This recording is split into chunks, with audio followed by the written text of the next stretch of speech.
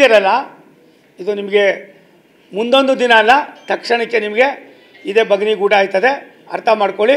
ಅವನು ಯಾವನಿದ್ದಾನೆ ಇದೇ ಬಗ್ನಿಗೂಟ ಆಯ್ತದೆ ಅವ್ರಿಗೆ, ಅರ್ಥ ಮಾಡ್ಕೊಳ್ಳಿ. ಒಂದು ರಾಜ್ಯದಲ್ಲಿ ರಾಷ್ಟ್ರದಲ್ಲಿ ಪರಮಾತ್ಮ ಭಗವಂತ ಇದ್ದಾನೆ. ಈ ದೇಶಕ್ಕೆ ಒಂದು ಇತಿಹಾಸ ಇದೆ. ಗಜ್ನಿ ಮೊಹಮ್ಮದ್ ಎಷ್ಟು ಸಾರಿ ಬಂದ ಸರ್, ಏನಾಯ್ತಪ್ಪ?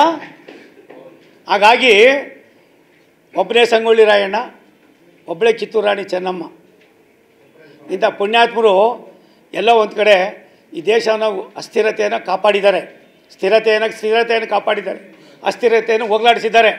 ಇವತ್ತು ಕೂಡ ಧರ್ಮಸ್ಥಳದ ಈ ಒಂದು ಪಾಪದ ಕೆಲಸಕ್ಕೆ ಏನು ಕೈ ಹಾಕಿ ಇವತ್ತು ಮಾಡಿದ್ದಾರಲ್ಲ, ಇದನ್ನು SIT ನಾನು ಅವ್ರನ್ನ ಮೆಚ್ಕೋತೀನಿ. ಯಾಕಂದರೆ ಅಧಿಕಾರಿಗಳು ಅವ್ರು ಏನೂ ಮಾಡೋಕ್ಕಾಗಲಿಲ್ಲ, ಅವ್ರಿಗೆ ಗೊತ್ತಾಗಿದೆ ಇದೆಲ್ಲವೂ ಕೂಡ ಫೇಕು, ಇದೆಲ್ಲ ವ್ಯವಸ್ಥಿತವಾದ ಷಡ್ಯಂತ್ರ.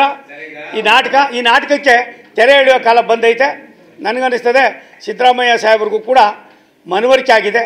ದಯವಿಟ್ಟು ಹೋಗಿ ಮೊದಲು ಧರ್ಮಸ್ಥಳದಲ್ಲಿ ಒಂದು 2 ದಿನ ಇದ್ದು, ಒಂದು 2 ದಿನ ಇದ್ದು ಆ ಪಾಪಕ್ಕೆ ನೀವು ಬಂದಿದ್ದು ನಾನು ಮಾಡಿದ್ದು ನನಗೆ ಯಾರ ಹತ್ರನೂ ಹೇಳಿದವರು ಪರವಾಗಿಲ್ಲ, ಪ್ರಾಯಶ್ಚಿತ್ತಕ್ಕೋಸ್ಕರವಾದರೂ ಆ ಧರ್ಮಸ್ಥಳದ ಮಂಜುನಾಥನ ಅಣ್ಣಪ್ಪನ ದರ್ಶನ ಮಾಡಿ, ನಾನು ಯಾರ ಮಾತು ಕೇಳಿ ಮಾಡಿದ್ದೀನೋ ಗೊತ್ತಿಲ್ಲ, ನನಗೆ ಕ್ಷಮಿಸು ಅಂತ ಕೇಳ್ಕೊಬಂದರೆ ಸಿದ್ದರಾಮಯ್ಯನವ್ರಿಗೂ ಒಳ್ಳೆಯದು, ರಾಜ್ಯಕ್ಕೂ ಒಳ್ಳೆಯದು. ಸಿದ್ದರಾಮಯ್ಯನವ್ರು ಒಬ್ಬರಲ್ಲ, ರಾಜ್ಯದ ಮುಖ್ಯಮಂತ್ರಿ, 6.5 ಕೋಟಿ ಜನರ ಪ್ರತಿನಿಧಿ ನೀವು, ಮುಖ್ಯಸ್ಥರು ನೀವು. ಇದಕ್ಕೆ ಕರ್ನಾಟಕದಲ್ಲಿ ಕನ್ನಡಿಗರ ಭಾವನೆ ಏನಿದೆ, ನಮ್ಮ ಸುಳ್ಳು 1000 ಸಾರಿ ಹೇಳಿದ್ದು ಸುಳ್ಳು ಏನಿದೆ, ಆ ಸುಳ್ಳೇ ಆಗಿದೆ.